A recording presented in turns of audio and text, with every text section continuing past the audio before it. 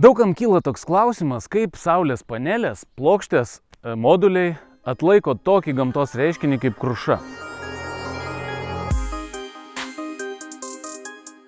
Nesu didelis plokščių specialistas, nežinau ten detaliai jų vidaus sandaros, bet kaip jos atlaiko krušą, dabar jau gerai žinau.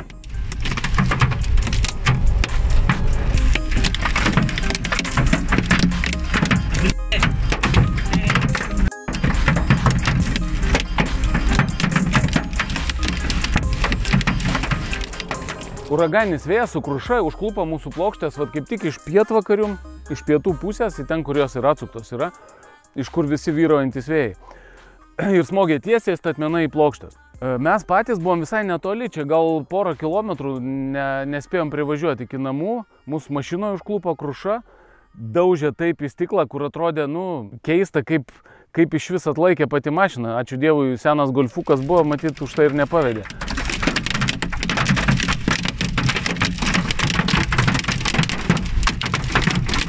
Kai atvažiavom čia, iš pradžių net bijome eiti prie plokščių pasižiūrėti, nes jau praktiškai aš garantavau, kad čia jau nieko iš jų nebus likę. Pas mus svarbesnių dalykų buvo vidury lauko ožys, nabagas pririštas ant virvės, jis niekur pasislėpti negalėjo.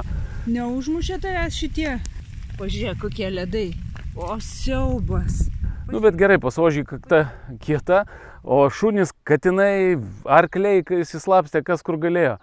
Vienu žodžiu, baisiai atrodė. Su kokiais ledais? Baisus vaizdas kieme. Išdaužyti, stogai kiauri, kaip planetariume, užeini į ūkinius pastatus. Pažiūrėk, kas čia daro. Pažiūrėk, nevalgiai. Ką čia valgai? Ir paskui vėliau jau aš priėjau prie plokščių, pasižiūrėjau ir nepatikėsit. Nei vieno įbrėžimo, net menkiausio įbrėžimo, net mažiausio taškelio niekur nėra.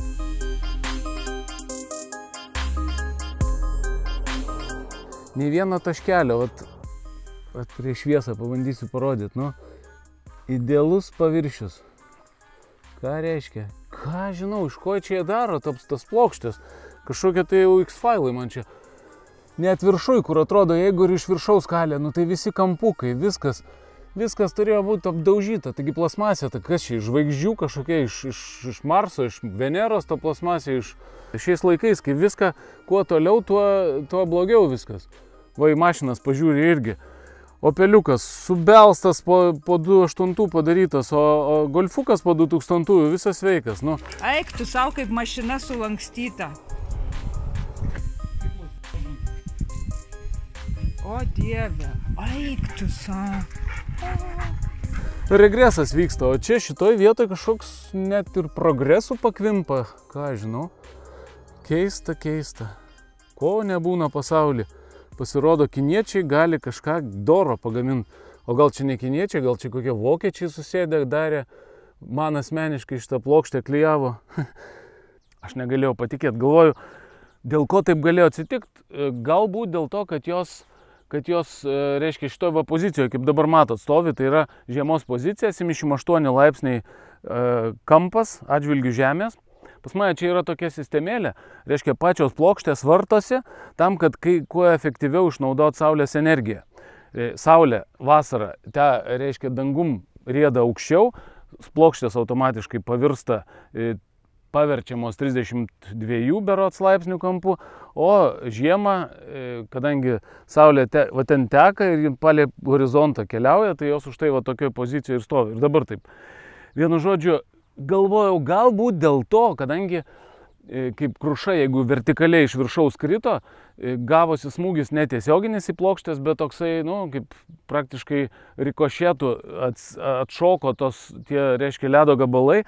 Ir galvoju, gal dėl to ir nesudaužė man tų plokščių. Bet įvertinus, koks ten buvo vėjas,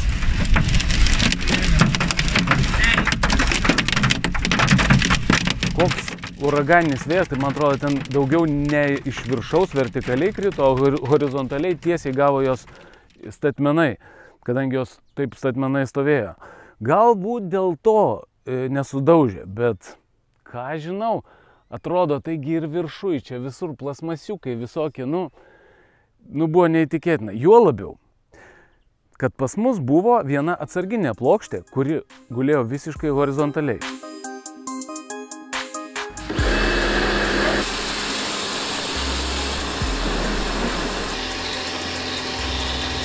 šita panelė gulėjo va čia va po medžiu.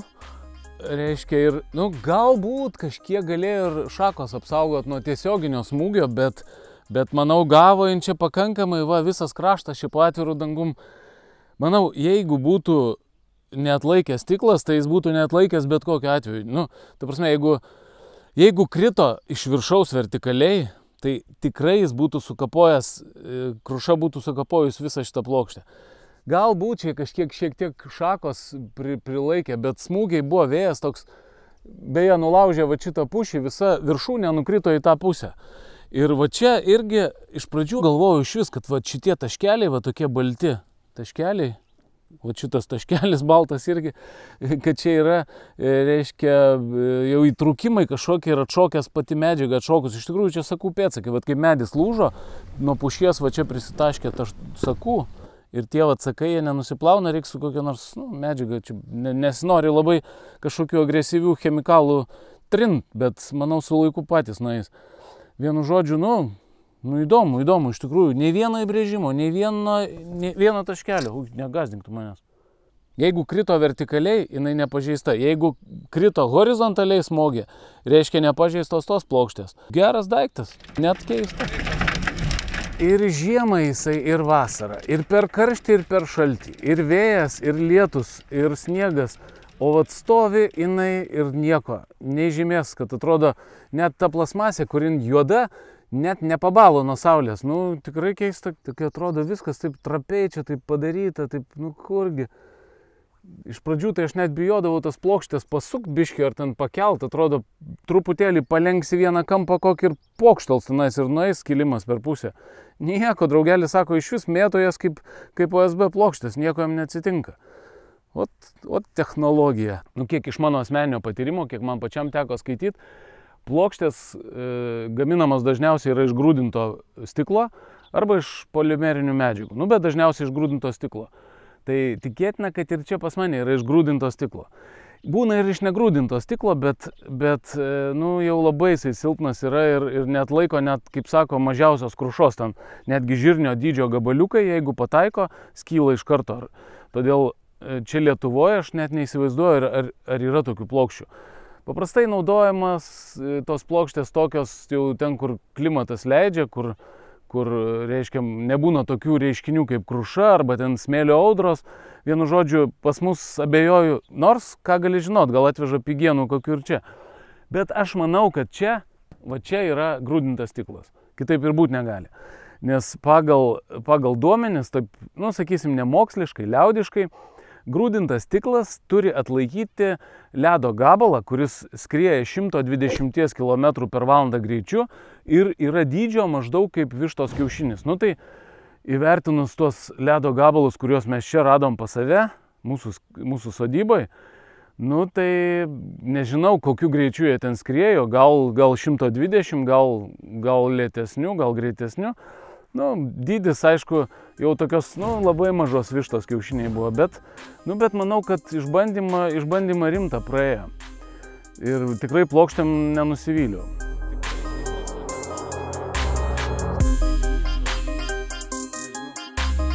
Gali būti tikrai, kad čia grūdintas stiklas ir tikrai neblogas tas stiklas, jeigu atlaikė va tokią stichiją.